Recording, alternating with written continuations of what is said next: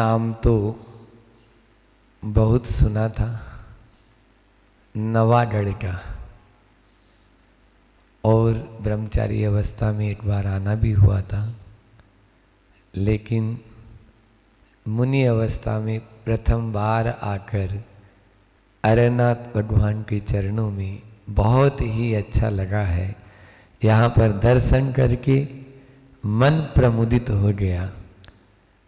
ऐसा यह क्षेत्र जो इतिहास के पन्नों में एक अमिट छाप छोड़ रहा है, और इस क्षेत्र का जब आज प्रातःकाल जय निशान जी भैया जी के साथ में यहाँ से 2.5-3 किलोमीटर दूर गए और वहाँ की गुफाओं को देखा तो लगा निश्चित रूप से यहाँ पर बड़े बड़े संघों का आगमन हुआ, और उन संघों ने रहकर यहाँ उन मुनि महाराज जी लोगों ने, साधु साध्वियों ने कठिन तपस्या की, जो न कोई आटा, न कोई पाटा, न कोई चटाई, न कोई कुछ भी नहीं। किस तरह से ये बता रहे थे कि वो यहाँ बैठते, यहाँ लेटते, किस प्रकार से वो अपने शीत उष्ण आदि परिश्रमों को भी सहते थे। समझ में आ रहा है बच्चों? तो इस प्रकार से यह क्षेत्र बहुत ही इतिहास की दृष्टि से अपने आप में महत्वपूर्ण क्षेत्र है। बस ये है कि इसको और ऊपर उठाने की जरूरत है, और उसमें सब लोग लगे हैं। आप लोग भी इसमें अपना सहयोग करें और इस क्षेत्र को आगे बढ़ाएं। ये हमारी धरोहर है, इस धरोहर को आगे बढ़ाएंगे तभी हम अपने जैन धर्म को भी सुरक्षित रख पाएंगे, और गर्व से कह सकते हैं कि जैन धर्म अर्वाचीन धर्म नहीं है, बहुत प्राचीन धर्म रहा है और था और रहेगा। ये सब तभी होगा जब इन धरोहरों को सुरक्षित रखेंगे। वो धरोहर जो हमें मिली है, और सामने बैठे हुए यहाँ मंच के सामने इतने सारे बच्चे हैं गुरुकुल के, ये भी एक धरोहर है। इस धरोहर को भी हमें सुरक्षित रखना होगा। यहाँ चेतन और अचेतन दोनों को सुरक्षा करने की बात चल रही है। तो चेतन जो धन है, यानी आप लोग सुन रहे हो बच्चों, तो वो तभी होगा जब आप भी उसमें अपना योगदान देंगे। आप अभी जैसा अभी बताया कच्ची मिट्टी हैं, कच्ची मिट्टी को जिस प्रकार से आप आकार देना चाहेंगे वैसा ही आप अपने आप को बना सकते हैं। अब ये अपने ऊपर डिपेंड है कि व्हाट डू यू वांट। समझ में आ रहा है? आप क्या चाहते हैं? आप जैसा चाहें अपने आप को बना सकते हैं। नर से ही नारायण भी बना जाता है, और नर से ही नारकी भी बना चाहता है। हमें नारायण बनना है या नारकी बनना है, ये हमारे ऊपर निर्भर है। प्रत्येक व्यक्ति को सफल होने की बात होती है। अभी जब हम लोग बिहार करते हुए आ रहे हैं तो हर खेत में थ्रेसिंग हो रही है, वहां पर फसल को इकट्ठा करके और सुरक्षित स्थान पर पहुंचाया जा रहा है। बंधुओं, भारत में तो जो फसल है ना, वही तो फिसल के सफल बन गया। फसल जो है वो ही फिसल के सफल हो गया। आप लोग सफल होना चाहते हो नहीं चाहते हो? आज उसी के बारे में अपन बात करते हैं कि किस प्रकार से अभी हमारी श्रृंखला तो मन वाली चल रही है, लेकिन मन की उस श्रृंखला के साथ में ही यह भी एक यानी जो है हमारे ऊपर है कि जब तक मन को वश में नहीं करेंगे तब तक हम कभी सफल हो सकते हैं? कल यहाँ पर, कल, आज और कल 3 दिन का यहाँ चयन प्रक्रिया चल रही है गुरुकुल में कि बच्चों को प्रवेश मिल रहा है ना। तो आप लोग यहाँ पर अभी कल 20 कितने बच्चे आए थे?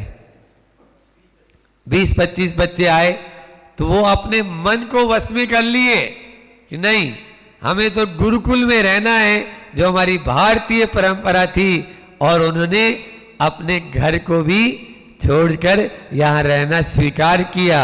ये तभी हो पाता है जब मन को वश में करें। तो आज 4 बातों पर अपन बात करते हैं ताकि अपना जीवन भी सफल हो पाए और यह तीर्थ भी ऊंचाइयों को छू पाए।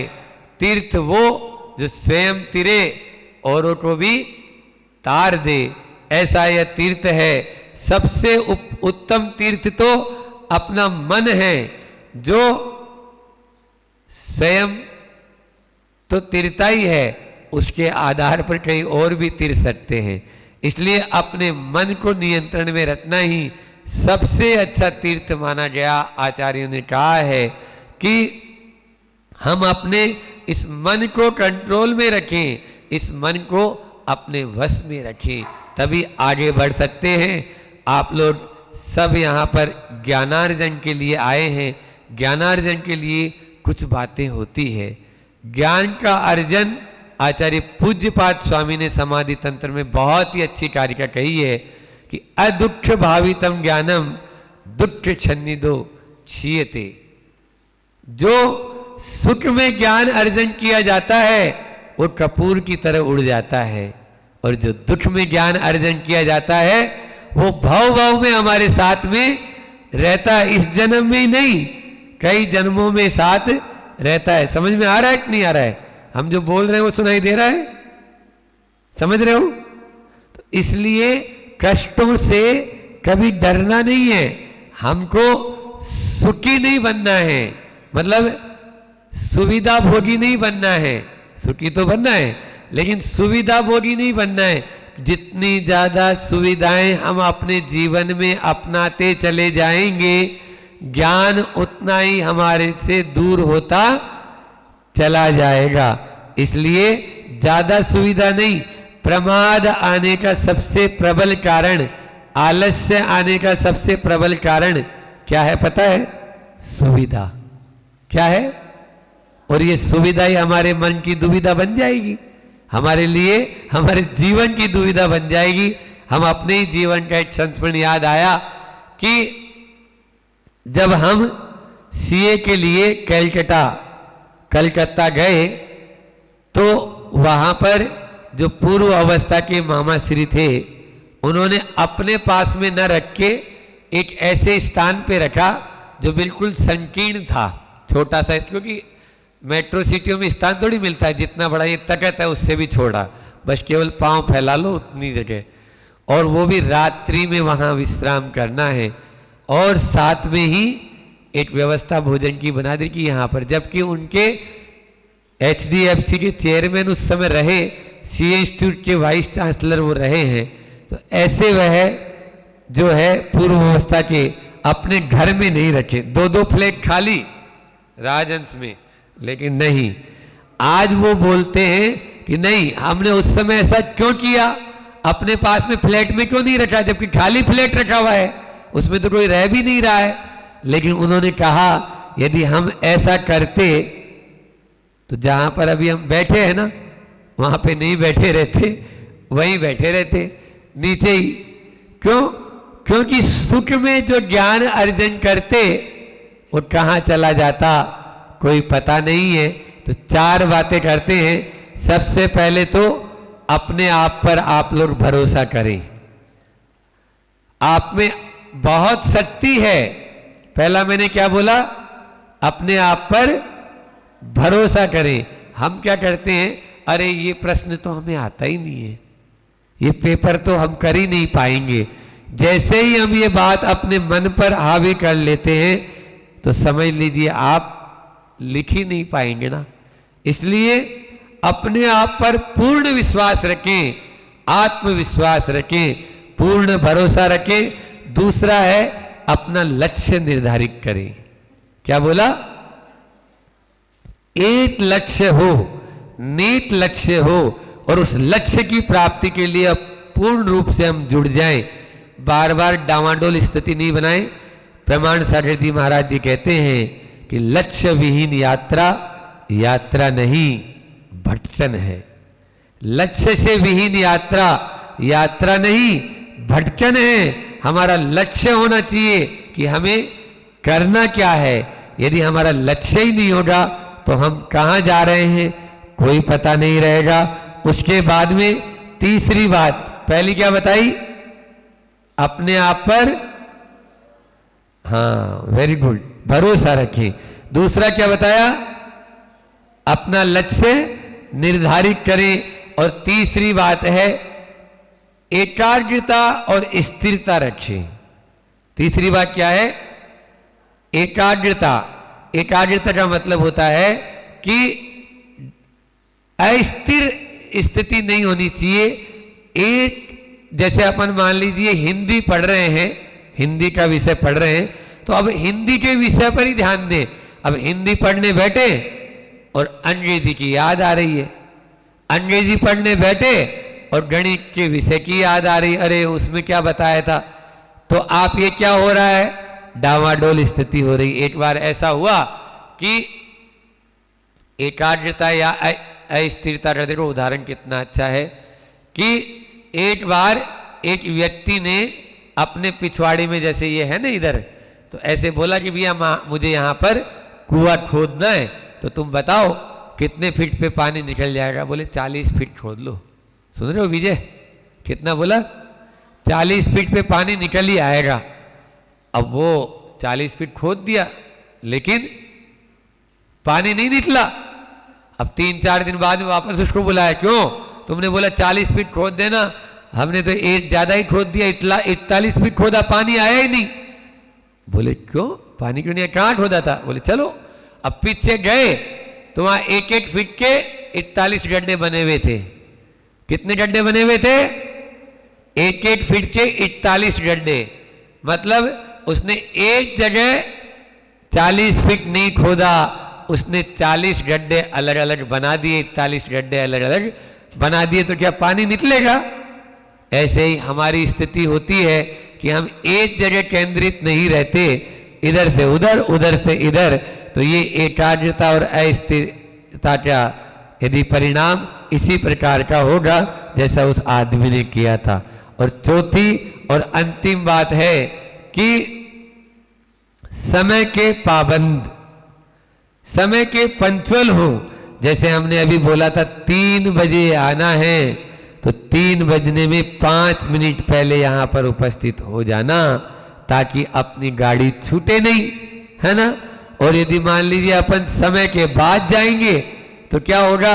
कुछ नहीं, लाल बत्ती नजर आएगी, पीछे वाली ट्रेन का डब्बा लास्ट वाला होता है, प्लेटफार्म से छूट चुकी है, अब कुछ नहीं। इसलिए हमेशा समय को देख के चले। यदि आप समय के अनुसार चलेंगे तो समय भी आपका ध्यान रखेगा, और यदि आप समय के अनुसार नहीं चलेंगे तो समय भी आपका ध्यान नहीं रखेगा। समय का मतलब आत्मा भी होता है, समय का मतलब टाइम भी होता है, समय का मतलब आगम भी होता है, समय का मतलब काल भी होता है, जो आप चाहें। इसलिए समय देख लें, समय के अनुसार चलें। और एक बात और बता दूं, मन में जैसे अभी मैंने बोला पूरा भरोसा रखें। पहला पॉइंट था कि आप अपने आप पर भरोसा रखें। स्वामी विवेकानंद का नाम आप लोगों ने सुना होगा, पढ़ने वाले बच्चे तो सबसे ज्यादा, क्योंकि उनका शिक्षा के क्षेत्र में बहुत बड़ा योगदान रहा है। तो वो कहते हैं कि एवरीथिंग इज पॉसिबल। क्या बोलते हैं? Everything is possible, believe it, विश्वास रखो, सब कुछ संभव है। इसलिए अपने आप को आगे बढ़ाना है तो इन चीजों को याद रखना है। सुभाष चंद्र बोस की वह पंक्तियां भी याद रखना, वह पत्र भी याद रखना, जो आचार्य श्री जी बार बार कहते हैं कि हमें बाबू नहीं बनना है, पढ़ लिख के नौकरी के लिए अपन को नहीं, कि नौकरी अपन को करना है, अपन को तो सेठ बनना है, अपन को तो डायरेक्टर बनना है, अपन को तो कोई अच्छी कंपनी का मालिक बनना है, नौकर तो अपन रखेंगे। इसलिए अपने आप को अच्छी कलाओं से जोड़ें, तभी हम आगे बढ़ पाएंगे। यह तब होगा जब हम इन सब बातों को ध्यान में रखेंगे। विनयशील भी रहना आपका जरूरी है। जितनी जितनी विनम्रता होगी उतनी उतनी विद्या हमारे भीतर आती चली जाएगी। इतना ही रखते हैं, फिर शाम को फिर देख लेंगे, क्योंकि अभी तो शाम को अपने आचार्य भक्ति के बाद में भी अपन लोग बैठ सकते हैं। इसलिए समय हो चुका है। 4 बातें फिर से दोहरा लें आप लोग। कौन कौन सी बताई? पहली, अपने आप पर। दूसरा, हाँ, अपना लक्ष्य निर्धारित करें। तीसरा, एकाग्रता और स्थिरता के। चौथा,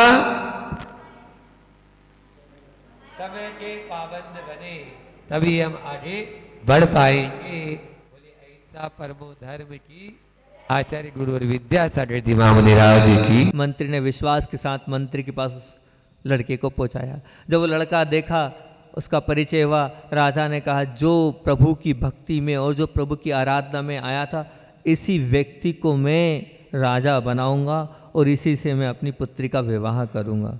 अब सोचो वो राजकुमारी कितनी आज्ञाकारी।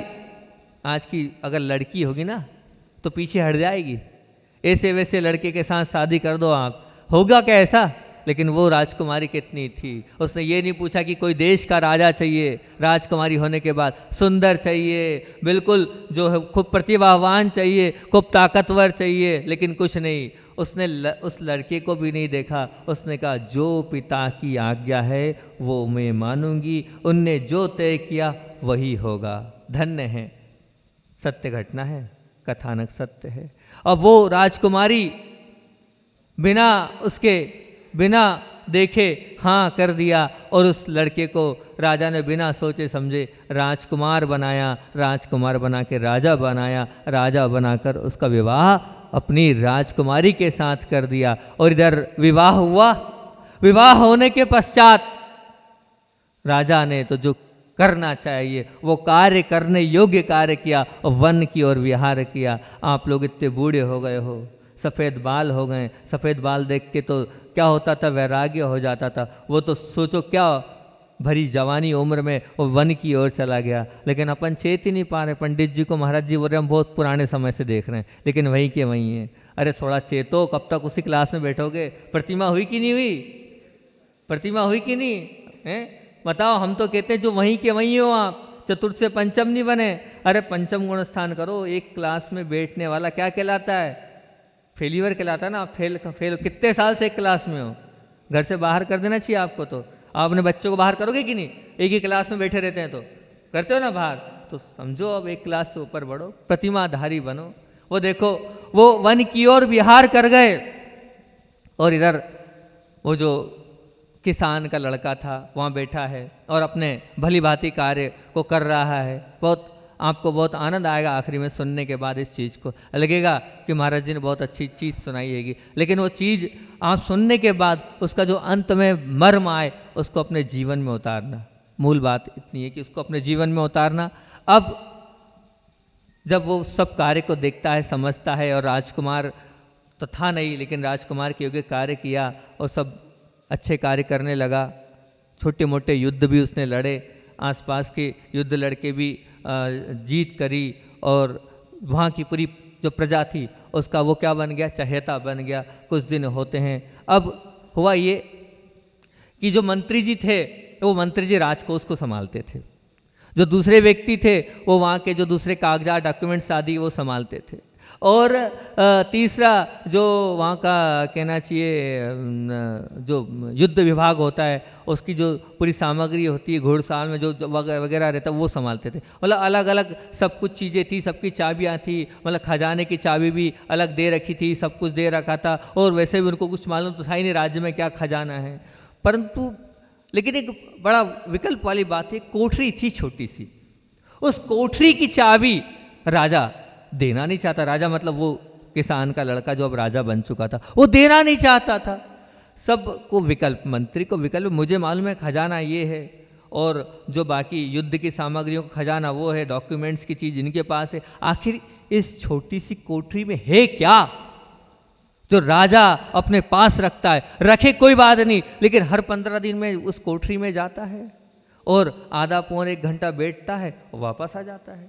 आखिर उस कोठरी में क्या है, समझ में नहीं आ रहा है। अब ये चीज़ बड़ी प्रश्न चिन्ह उत्पन्न कर रही थी, क्या है उस कोठरी के अंदर, क्या है? राजा जाता है, 8-15 दिन में जाता है और वापस आ जाता है, राजा जाता है आ जाता है। जब ये चीज़ सबके दिमाग में घर करी तो एक दिन मंत्री ने बड़े उससे पूछ लिया, राजा जी उस कोठरी में ऐसा क्या है? मैं तो खजाना जानता हूँ, ये खजाना, लेकिन ऐसा क्या है जो आप चाबी भी अपने जेब में रखते हो?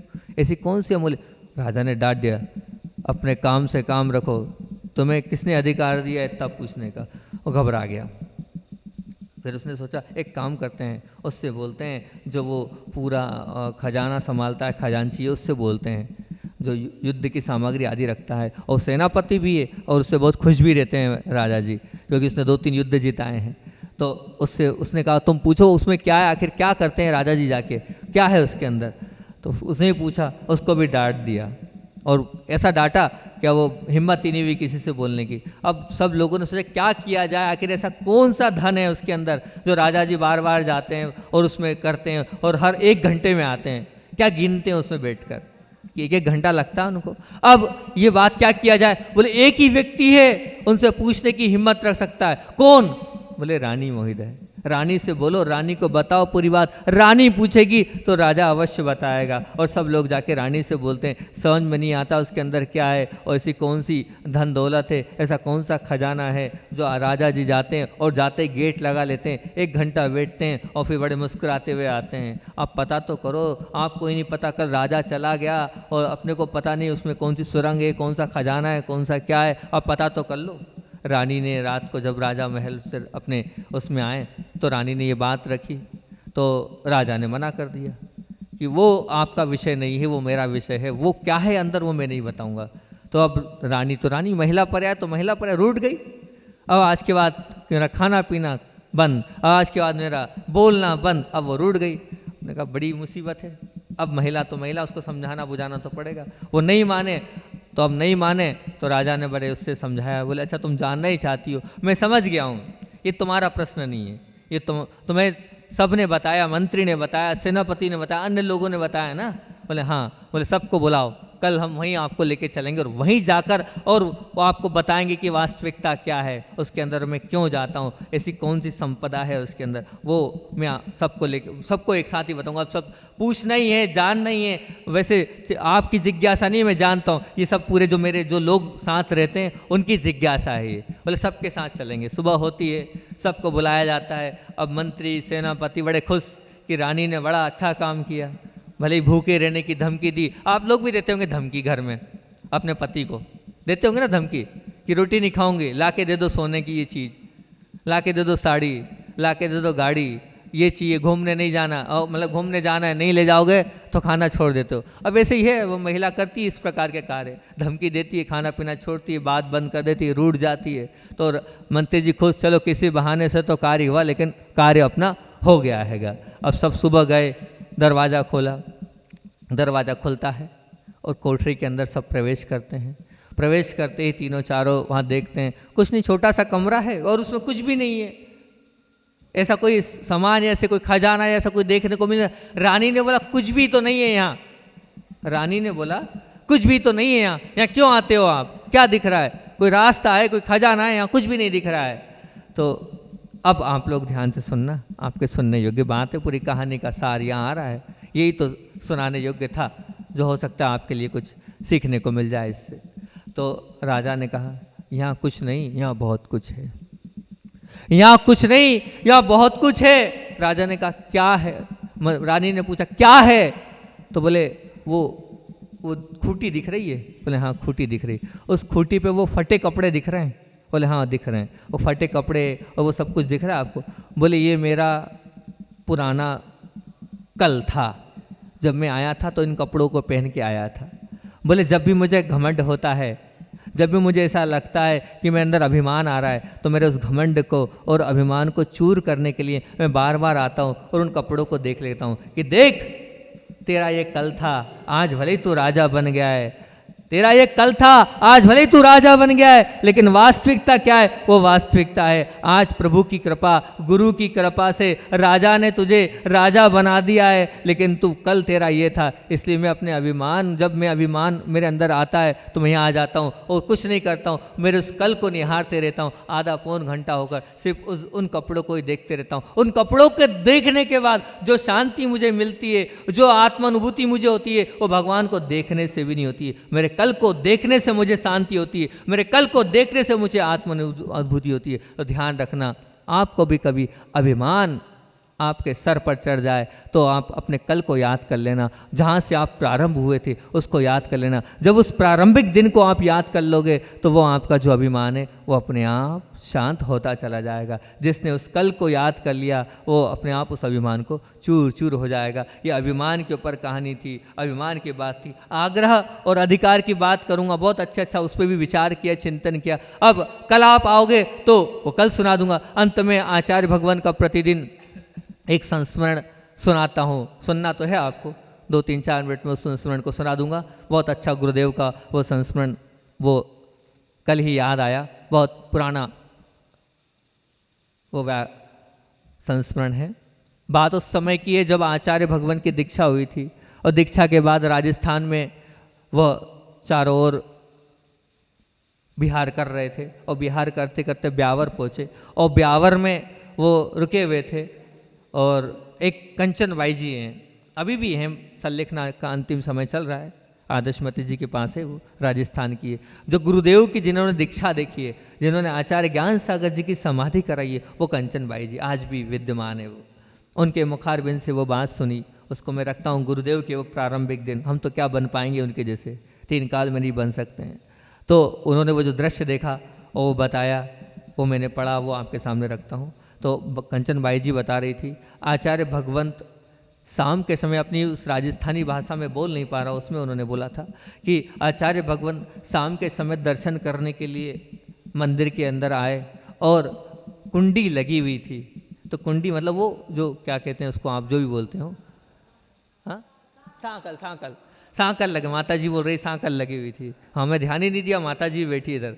हाँ, तो सांकल लगी हुई थी और सांकल लगी हुई थी और सांकल परंतु खड़े हुए, इधर उधर देखा और वापस चले गए। ठीक है, बाई जी, कंचन बाई जी उस दृश्य को देख रही थी। फिर दूसरी बार वो बरामदे में बैठी हुई थी नीचे, अपना जो भी स्वाध्याय प्रतिक्रमण कर रही थी। फिर दूसरी बार पुनः आचार्य भगवान आए, शाम की चर्चा आएगी, पुनः आए, वहाँ खड़े हुए और खड़े होने के बाद देखा कोई नहीं दिखा, 1 आध 2 4 10 सेकंड खड़े हुए, फिर पुनः वापस अपने कमरे में चले गए। ये दूसरी दृश्य हुए। बाई जी को लगा क्या कर रहे हैं बड़े महाराज, आते हैं, खड़े होते हैं, चले जाते हैं। मणे का जो समझ नहीं आवा, मतलब उन्होंने अपनी राजस्थानी भाषा में बोला, कोई बात समझ में नहीं आए, क्यों कर रहे हैं ये। तो अब फिर तीसरी बार वहाँ पहुँचे तो एक शावक ने कुंडी खोली, वो मुस्कुराए, वो अंदर चले गए। तो कंचन बाई जी समझ गई, ये तो चोखो साधु है, ये तो चोको साधु है, ज्ञान भी चोको है, तपस्वी साधु है, ना अपने हाथ से कुंडी खोले है, ना अपने हाथ से कुंडी लगावे है। ये साधक तो बहुत महान बनेगो। आज से मैं इन्हीं साधु को अपना गुरु मानूं, आज से मैं इन्हीं साधु को गुरु मानूं। कि देखो, जो गुरु प्रभु के दर्शन के लिए कुंडी लगी है, तो जो कुंडी ना खोल रहा है और ना लगा रहा है, मतलब दरवाज़ा ना लगा रहा है ना खोल रहा है, क्योंकि आगम में आया दरवाज़ा लगाना और बंद करना, उसका साधु को एक उपवास बताया है। इतना कठिन मूलाचार है, हो नहीं पा रहा, ये बात की बात है। देखो, ऐसे साधु पंचम काल में यही सच्चे साधु हैं। ऐसा शुरुआत की दौर से वो तपस्या करते आए, तब आज जाके वो महान बन पाए। बोले आचार्य भगवान विद्यासागर जी महामुनि राज की। बहुत अच्छा, बहुत दिनों से भाव थे नवागढ़ के दर्शन करना है। एकमात्र पूरे भारतवर्ष में अरनाथ भगवान का मूल नायक ऐसा अतिशय क्षेत्र नवागढ़ है। ये खासियत है इस क्षेत्र की। बाकी तो पार्श्वनाथ भगवान के बहुत सारे मिल जाएंगे, मुनीश्वरनाथ भगवान के बहुत सारे, आदिनाथ भगवान के मिल जाएंगे, महावीर भगवान के मिल जाएंगे, लेकिन अरनाथ भगवान का इकलौता क्षेत्र है ये, सिर्फ इकलौता क्षेत्र पूरे भारतवर्ष का। तो हमने सोचा जो इकलौता होता है, जो दुर्लभ होता है, उसके दर्शन करने तो चलना ही चाहिए। इसलिए पूरे मनोभाव के साथ यहाँ आए। आने के बाद कल जब मैं आया तो मुझे तो ये प्रतीत था कि शायद अभी ये क्षेत्र 10, 12, 15 साल पहले ही भगवान निकले हैं और जय जी, निशान जी, ब्रह्मचारी जी ने निकाले। लेकिन कल यहाँ आकर इस पूरे इतिहास को खगोला तो पता चला आज से नहीं, ये तो 60 साल पहले ही ये भगवान निकले थे। और देखो एक योग संयोग की बात है, कितनी मतलब कहना चाहिए कैसे संयोग है कि अरनाथ भगवान किस दिन निकले? जिस दिन अरनाथ भगवान का मोक्ष कल्याण है, के उसी दिन अरनाथ भगवान जमीन उस भूगर्भ से निकले। और जब मैंने पूछा कि यहाँ का अतिशय तो बताओ, तो बोले पिताजी आते थे, यहाँ पर वैद्य थे तो इस ओर आते थे तो एक नीम का पेड़ था, उस नीम के पेड़ पर यहाँ के जो ग्रामीण जन थे, श्रद्धालु थे और अपनी मनोती मानते थे। और वो मनोती, किसी का कुछ गुम गया हो, किसी को कुछ चाहिए हो तो वह मनोती मांगते थे, नारियल चढ़ाते थे, प्रसाद चढ़ाते थे और वो मनोती पूरी हो जाती थी। ऐसा अतिशयकारी क्षेत्र। धीरे धीरे उसको पूरा जो टीला था उस टीले को हटाया। टीले के हटाने के बाद अभी हम देखा, सुबह देखा एक सुंदर सी छत बनी हुई है और उस छत के नीचे अरनाथ भगवान भूगर्भ से प्राप्त हुए। ऐसे अतिशयकारी अरनाथ भगवान देखकर मन प्रसन्न हो गया, बहुत अच्छा लगा, बहुत आनंद आया, क्योंकि बहुत थकान थी। इतनी धूप में आप चल के तो बताओ 11 किलोमीटर धूप में चल के आए। आने के बाद हमने कल महाराज से बोला परसों 7 चले थे, उसके बाद भी इतनी थकान थी जिसकी हद नहीं। पर यहाँ 11 चलने के बाद भी आए हैं, उसके बाद भी ऐसा लग नहीं रहा कि 11 किलोमीटर चले हैं। निश्चित तौर से वो भगवान का अतिशय था और प्रभु की भक्ति थी तो वो कुछ लगा नहीं। और यहाँ के सिर्फ छोटे छोटे नन्हे बच्चों से मिले, उससे देखकर और हमने कल सबसे कहा, मैंने कहा आज भगवान से तो मिलकर प्रसन्नता है, लेकिन छोटे छोटे बच्चों से मिलकर मुझे अपना बचपन याद आ रहा है। बहुत अच्छे से बच्चों से हम मिले, हमने किसी से पूछा किसको क्या बनना है, तो एक छोटे से बालक ने कहा मुझे तो आपके जैसे मुनि बनना है। छोटा सा बालक आदित्य नाम का, बड़ा अच्छा लगा कि अभी से ऐसे भाव। तो निश्चित तौर से ऐसे भाव क्यों हैं? उसका कारण है कि आप यहाँ की जो शिक्षा पद्धति है वो ऐसे संस्कार दे रही है। इस संस्कार के कारण उन बच्चों के अंदर ये भाव पड़ रहे हैं कि हमें क्या बनना है, मोक्ष मार्गी बनना है। देखते हैं 5-6 बिंदु मैं जो मानता हूँ शिक्षक लोगों के लिए विशेष तौर से आज का उद्बोधन है। पहली चीज आचरण, दूसरी चीज ज्ञान, तीसरी चीज सेवा, चौथी चीज परिश्रम, पांचवी चीज मधुर वचन का प्रयोग और छठवीं चीज मधुर व्यवहार। 5-6 चीज़ों पर आपसे मैं चर्चा करूँगा। तो सबसे पहले तो यही है, कारिका जो बोली थी गुरु कुमार, वो जो मैंने शुरुआत करी थी मंगलाचरण में, गुरु कुमार घट शिष्य है, घर घर काटे खोट, अंतर हाथ पसार के बाहर मारे चोट। तो वो जो गुरु है वो कुमार होता है, जैसे अभी हाल कहा था कि उस वो घड़ा अगर तैयार होता है तो किसके माध्यम से होता है? उस कुमार के माध्यम से। वो कब बनता है? जब वो कुमार उस घड़े पर क्या करता है, वो जो जहाँ खोट होती है वहाँ पर क्या करता है? मारता है और उस मार कर उसको मजबूत करता है और फिर अंदर हाथ भी पसारता है। ऐसे ही गुरु का कर्तव्य होता है कि वो अपने शिष्यों पर ध्यान रखे और जहाँ लगे वहाँ वो खोट भी मारे और हाथ से सहारा भी दे। दोनों चीज चाहिए, एक तरफ हाथ भी पकड़े उसका और दूसरी तरफ उसको मारे भी। ठंडी गर्म भी पट्टी तो गर्म पट्टी भी चाहिए, एक तरफ वात्सल्य भी चाहिए तो एक तरफ आंखों को दिखाना भी जरूरी है। तब कहीं जाकर वह जो शिष्य है वो महान बन पाता है। पहली चीज मैंने आपसे करी आचरण की। तो आचरण में कल एक बहुत अच्छी चीज लगी, जब मैं यहाँ आया, यहाँ के शिक्षक महोदय ने कहा नीति वाक्य सुनाओ। बहुत अच्छे नीति वाक्य बच्चों ने सुनाए, अच्छा लगा। आज के इस युग में संस्कृत की उन कारिकाओं को मुखार कर बच्चों ने सुनाया तो प्रसन्नता हुई कि संस्कार दिए जा रहे हैं इस नवागढ़ में। तो मैं उसी एक कारिका को आपके सामने रखता हूँ। आचरण की सबसे पहले बात करना है, तो आचरण के लिए मुझे एक बहुत अच्छी कारिका पूज्य गुरुदेव के मुख से मैंने सुनी थी। हीते ही मतिस्ताता हीने से समागमतुम समेचा समता में ही समेचा समता में ही विशिष्ट विशिष्टताम। बच्चों याद है कारिका? नहीं याद है? इसका हिंदी अर्थ आपके सामने करता हूँ। आचरण की बात चल रही है तो हीते ही मतिस्ताता। अगर आपने अपना आचरण हीन लोगों के साथ किया, हीन से तत्पर समझ रहे आप क्या होता है? हीन का मतलब होता है जो अपने से गुणों में कम हैं, अवगुणों से युक्त हैं, उनके साथ अगर आपने अपना आचरण किया तो आप भी हीन बन जाओगे। क्या बन जाओगे?